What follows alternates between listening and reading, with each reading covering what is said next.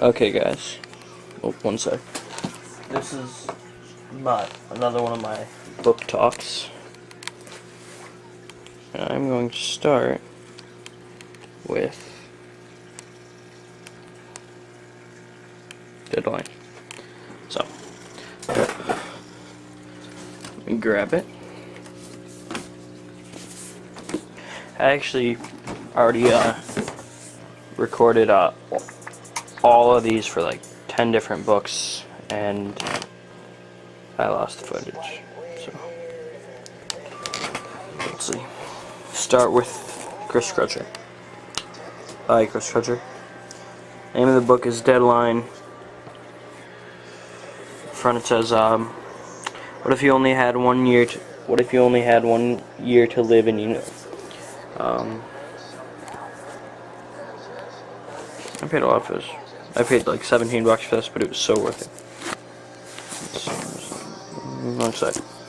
The cover messes me up the way he's upside down. Alright, let me change this on.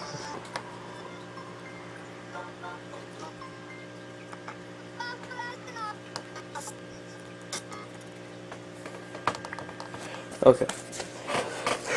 Let's see. Ben Wolf has big things planned for his senior year. Had big things planned. Now what he has is some very bad news. Only 1 year left to make his mark on the world. How can a pint-sized, smart-ass 18-year-old do anything significant in the nowheresville of Trout, Idaho? First, Ben makes sure that no one else knows what is going on. Not his superstar quarterback brother Cody, not his parents, not his coach, no one. Next, he decides to become the best 123-pound football player Trout High has ever seen, to give his close-minded civics teacher a daily migraine, and to help the local drunk clean up his act. And then there's Dallas Suzuki, amazingly perfect, fascinating Dallas Suzuki, who may or may not give Ben the time of day. Really, she's first on the list. Living with the secret isn't easy, though, and Ben's resolve begins to crumble, especially when he realizes that he isn't the only one in Trout with secrets. By the way, I just caught something. Oh. Ages 14 and up. I don't know. That's dumb. Well, okay, that's it. I'm done. No, I'm kidding. But yeah, it's about this kid Ben. He finds out he has a blood disease, and he decides to not have treatment because he can make his life a little bit longer, but not really by much. So he decides to not take treatment and just take what he has left, which is kind of interesting. So he doesn't tell his parents, doesn't tell his brother, doesn't tell this girl he likes, Dallas Suzuki, which he probably wouldn't have had the courage to talk to before.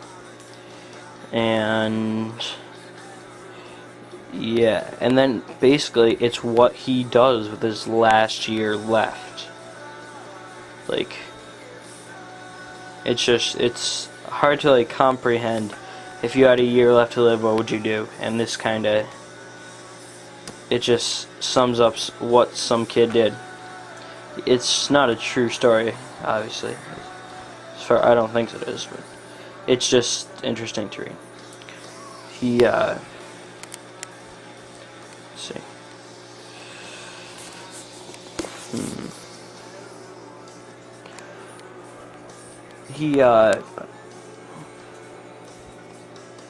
It's very good because